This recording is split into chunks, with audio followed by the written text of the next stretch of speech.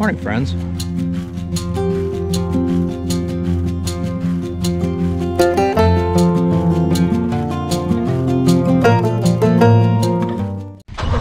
want to take you down and show you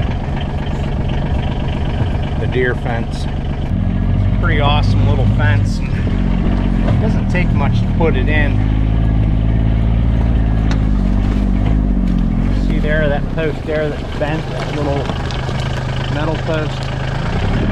Deer got up against that. There's something in here the cool collies are looking at.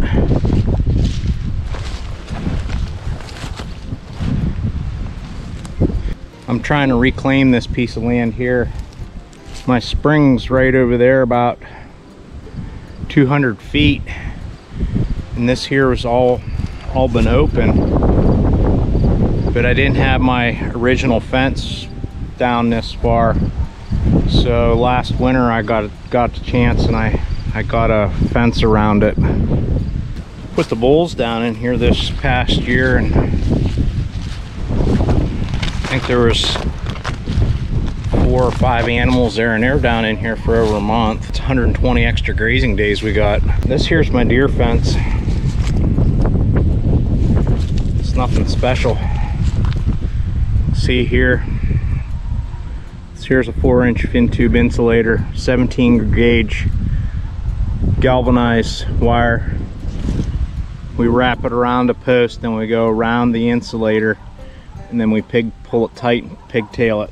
We have a 16-inch piece of wire, 17 gauge galvanized. Wrap it around. Okay. Scout.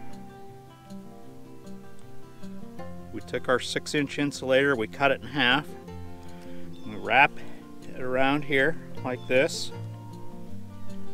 And wrap this one. Try and get it as tight as you can by hand. Now I'm doing this slow.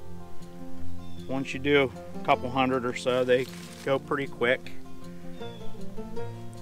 Now the pigtail part is the important part that I found to keep these guys from slipping. What we do, or what I do, is I'll take my fence pliers have notches in them. I really like these fence pliers. They're made by Crescent.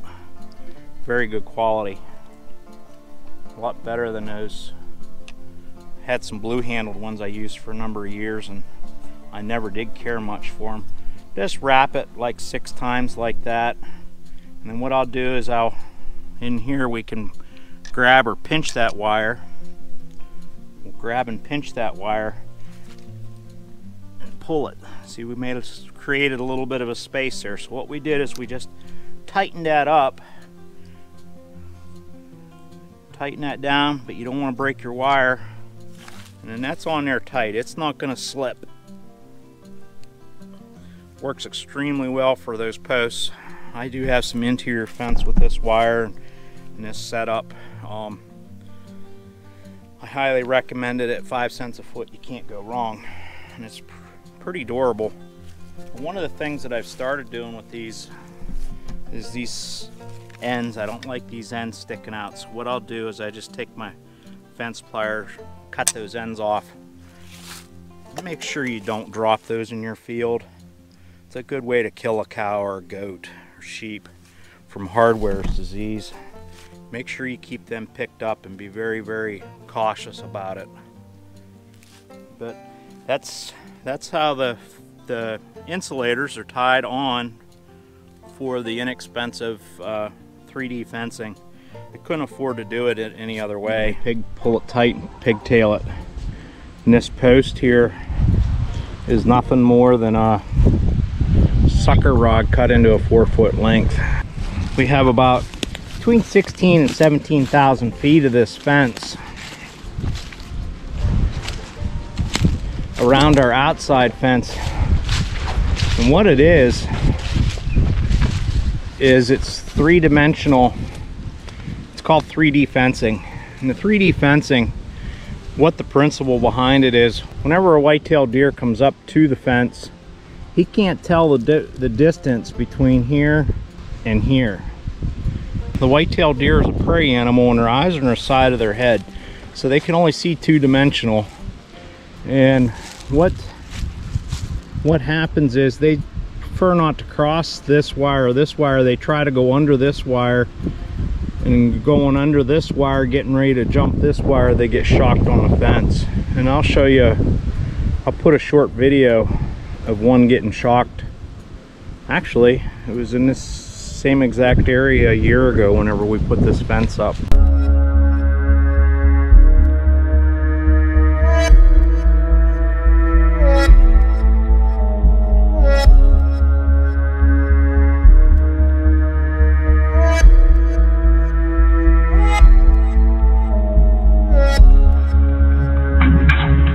High tensile fence. It's from here to here is 3 feet, and then the height of the wire is 30 inches. Put a post with every wooden post that we have. That fence costs us about 5 cents a foot to put in.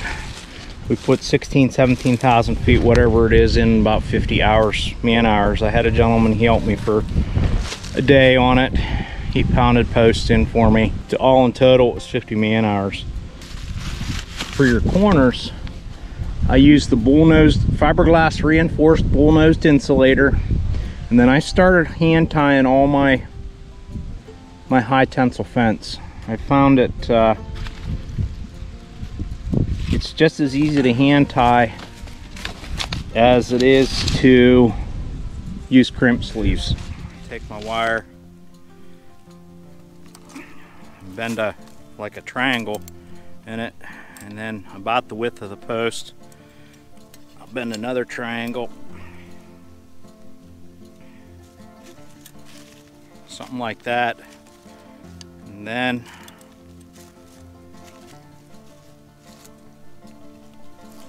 we'll bend that. That's what we'll tie onto. That'll work nicely. Put my gloves on, it's a lot easier to do, and you can see RC. This cat here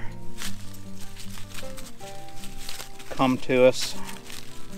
She's been in some other videos that we've done here on the farm. She's our mouser or our hunter. She's out hunting almost all the time. You never see her in a food pan. It's kind of the cat that I like to have around the farm. One you don't have to feed, she feeds herself. This here is just like any other way of tying. As before, I said that I don't like, or I done away with crimp sleeves. You can use a crimp sleeve here if you like.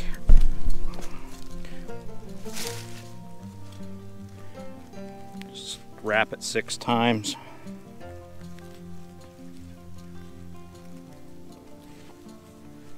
Just 3, 4.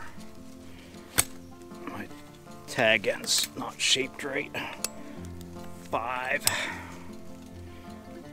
6, and twist it, bend it nice and smooth. Pretty easy.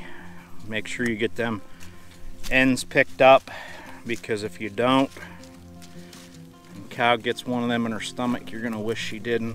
She'll have hardware's disease. Very detrimental to livestock.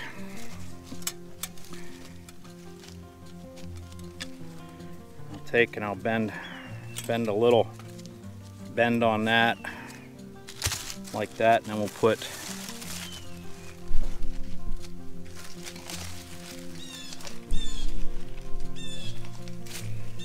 our bull-nose insulator on, tie it on. RC, friends don't want you in their video, so take and bend a little bit of an end on that. I'm going to cut this off. It's a lot easier to do if it's cut off.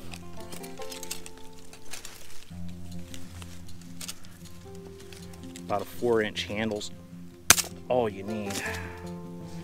I will tell you, I am using 180,000 psi high tensile fence. I had some 220 psi or 220,000 psi high tensile fence, and I will tell you the 220,000 psi high tensile fence is really difficult to tie. It's so hard.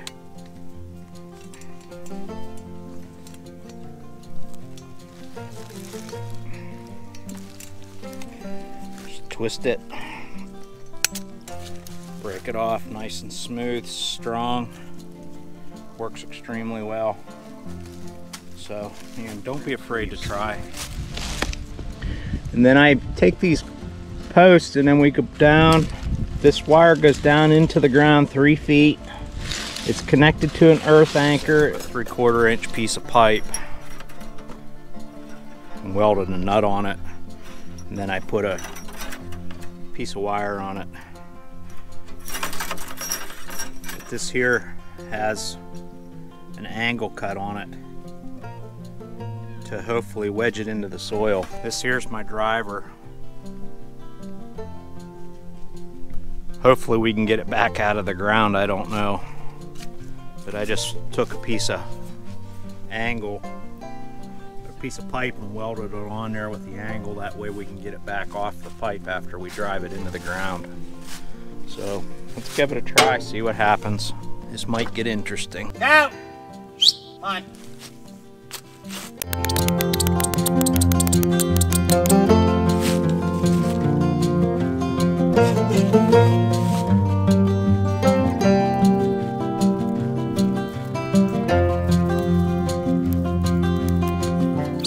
That's what it kind of looks like once it's put together.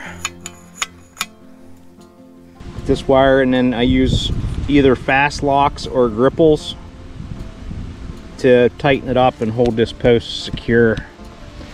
Because as we all know, to make your fences strong requires nothing more than a good solid corner and good solid ends. Your line posts do merely nothing more than hold the wire off the ground.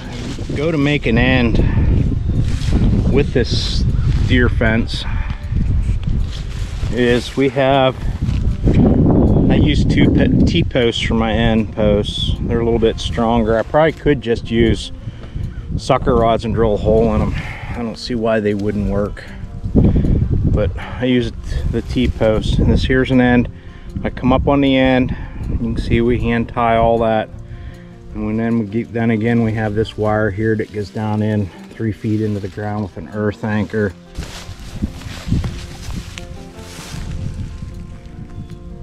This wire here goes around to a cutoff. Just in case I have to work on the fence, I can shut it off. Whenever I unhook these gates, I unhook the gate, this gate becomes cold. It's hot from right there. So you don't have to worry about getting shocked whenever you're trying to pull a gate out of your way. We do that all the time. We'll walk up here and take a look. I'll show you an inside corner. Whenever you're building this fence, when you come to an inside corner, this is an inside corner, you don't need a post. You just run a piece of wire off your existing post out to this insulator. You can see I'm being very cautious because the electric's still on. We got her snapping good and hard. We had a short in it for a month or so. I couldn't find it. And here what it was is a piece of poly wire there was about a 12-inch piece of poly wire got on the ground, between the ground and the hot wires on my exterior high tensile fence. I just wanted to show you that deer fence. It's extremely effective. If you're like me, my farm, now not all farms are surrounded with woods, but I'm surrounded with woods. And not only am I surrounded with woods, my entire east and south side are posted property and there's nobody allowed to hunt. So there's a lot more deer coming in from those areas. And it makes my farm kind of like a giant food plot. It used to be that we'd see 40 to 60 deer a night, and it got to be where the crop damage was so bad that we had to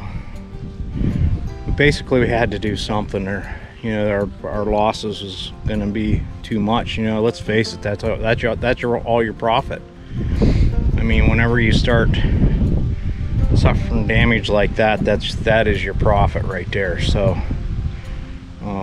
we had to do something. Is it 100% effective? No, the 3D fencing is not 100% effective, especially if your voltage in your fence drops. When we had that short in there, we were down to about 5,000 volts in the entire fencing system, and we have a 36 joules fencer, and whenever she's rocking and hitting good with the ground nice, whenever the soils are nice and wet, she'll push right around almost 8,000 volts. And whenever I found that, the next day I went around the farm in the morning, and the week prior to that I was seeing 15 to 16 deer a night, which was dramatically reduced from what it was. The last 2 mornings I found this short, I believe it was 3 days ago, and yesterday morning we had 4 deer on the farm, and this morning we had 1 deer on the farm. So you need to keep that fence rocking good and hot, especially that outside deer wire. Using those fin tube insulators and having them tied on the way we do, they don't get popped off like the screw-on insulators do. We used to use a lot of screw-on insulators, and I'm going completely all to fin tube and hand tying them onto the post because they don't come off. So if you're using screw-on insulators, they're a little bit more convenient at the time of putting them on, but whenever you count to 3 and 4 times that you end up putting them back on because they get knocked off, you know, the fin tubes actually work better for me. So you may want to consider that. They work extremely well. Something I wanted to show you, friends.